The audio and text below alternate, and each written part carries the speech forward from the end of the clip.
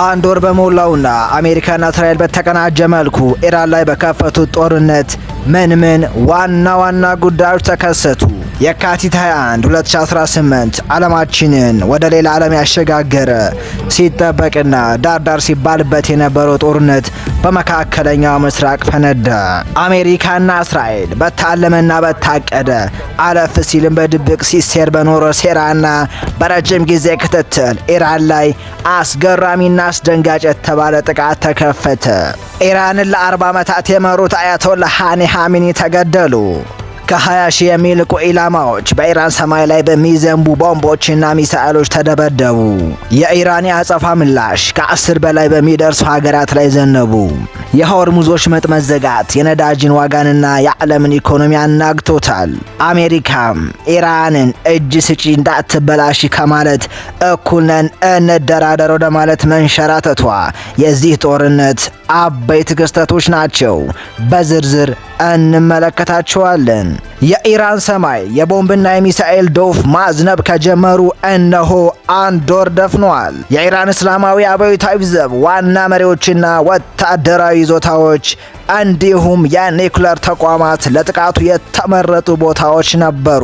የጥቃቱ የመጀመሪያ ትዕይንቶች የማይጠበቅ ግን አስደንጋጭ ውጤትን አስከሰቱ። ኢራንን ወደ 40 ዓመታት ገደማ የመሩት አያቶላህ ሃኒ ኻሜኒን ጨምሮ የኢራን ወታደራዊ አዛዦችና ጉምቱ ፖለቲከኞች ተገደሉ። ግድያው በመጀመሪያው የአሜሪካና የእስራኤል የተቀናጀ ኦፕሬሽን ያበቃ አልነበረም። ይልቁንም ሌሎች ወታደራዊና የደህንነት አመራሮች በተለያየ ጊዜ ተገድለዋል። መረጃዎች እንደሚያሳዩት በመጀመሪያው ጥቃት ብቻ ከ30 እስከ 40 የሚደርሱ የጦር አመራሮች እንደተገደሉ ይነገራል። ኢራን ለተደረገባትና ለደረሰባት ጥቃት በእስራኤል ላይ ከባድ ምላሽ ሰጥታለች።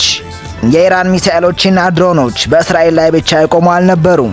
የአሜሪካ የጦር ሰፈር ያለባቸው ጎረቤት ሀገራትን ሁሉ አጥቅታለች። እስከ ቱርክ በደረሰው የኢራን አጸፋዊ ምላሽ ሳውዲ አረቢያ፣ ኳታር፣ ኩዌት፣ ባህሬን፣ ዩናይትድ አረብ ኤሚሬትስ፣ ኢራቅና ኦማን ዋነኛ የኢራን ዓላማዎች ሆነው ሰንብተዋል። እስራኤል በኢራን ላይ ጥቃት ከከፈተች በኋላ ሊባኖስንም አጥቅታለች። የኢራንን ዋነኛ አጋር የሆነውንና ለእስራኤል የጀርባ ቅማል የሆነባትን ሂዝቦላህን ለማዳከም በከፈተችው ጥቃት በደቡብ ሊባኖስ ከፍተኛ ቀውስ ተፈጥሯል።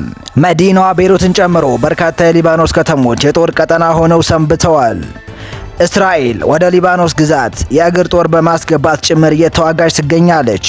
ከሂዝቦላህ የሚሰነዘረውን ጥቃት ለመመከትና ሰሜን እስራኤልን ለመጠበቅ ነው በሚል እዛው እንደምትቆይ እስራኤል አስታውቃለች።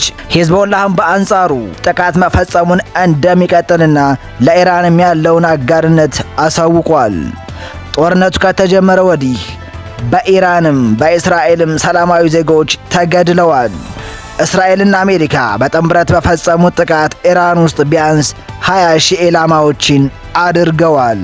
እነዚህ ኢላማዎች በመላው ኢራን የኒውክሌር ተቋማትን፣ ወታደራዊ ሰፈሮችን፣ የጦር ካምፖችንና የአመራር መገኛዎችን ያካተቱ ነበሩ። እነዚህን ቦታዎችና ግለሰቦች ለማጥቃት በሚፈጸም ድብደባ እስካሁን በኢራን ውስጥ ቢያንስ 2000 የሚጠጉ ሰላማዊ ዜጎች መገደላቸው ተነግሯል። በጥቃቱ የመጀመሪያ ሳምንት ብቻ በአንድ የህፃናት ትምህርት ቤት ላይ በተፈጸመ ጥቃት 200 የሚጠጉ ተማሪዎች በኢራን ውስጥ ተገድለዋል። ሊባኖስ ውስጥ በሚካሄደው ጦርነት ደግሞ በትንሹ ከ1000 በላይ የሚሆኑ ሰዎች ተገድለዋል። በአንጻሩ እስራኤል ውስጥ የኢራን ሚሳኤል ባደረሰው ጥቃት በአንድ ቦታ ብቻ 9 ሰዎች የተገደሉ ሲሆን በአጠቃላይ በሺዎች የሚቆጠሩ ሰዎች ጉዳት ደርሶባቸዋል። ይህ ጦርነት ዓለም አቀፋዊ ተጽዕኖ ምንድነው? እንመለከተዋለን። ኢራን ጦርነቱ ያሳረፈባትን ተጽዕኖና ጫና ለመቀልበስ የተጠቀመችው አንዱ መንገድ የሆርሙዝ ወሽመጥን መዝጋት ነው። በዚህ ምክንያት ታዲያ ከፍተኛ ነዳጅ የሚተላለፍበት ወሽመጥ በመዘጋቱ ዓለም ላይ ከፍተኛ ቀውስ እያስከተለ ይገኛል። ከጦርነቱ በፊት በበርሜል $70 አካባቢ የነበረው የነዳጅ ዋጋ ከጦርነቱ ከጀመረ በኋላ ወደ $100 እና ከዚያ በላይ ከፍ ማለቱ ይገለጻል። ኢራንም የሚደረግባት ጥቃት የማይቆም ከሆነና ጠላትና ተባባሪ ባለቻቸው ሀገራት ላይ አንድ ጠብታ ነዳጅ እንደማታሳልፍና የማለፍ ሙከራ አደርጋለሁ ያለንም እያጋየች እንደምትገኝና እንደምታጋይም እየተናገረች ነው። የነዳጅ ገበያውን ለማርገብ አሜሪካ በሩሲያ ነዳጅ ላይ ጥላ የነበረውን ማዕቀብ በጊዜያዊነት አንስታለች። ያም ሆኖ ግን በነዳጅ ዋጋ ላይ ቅናሽ አልታየም።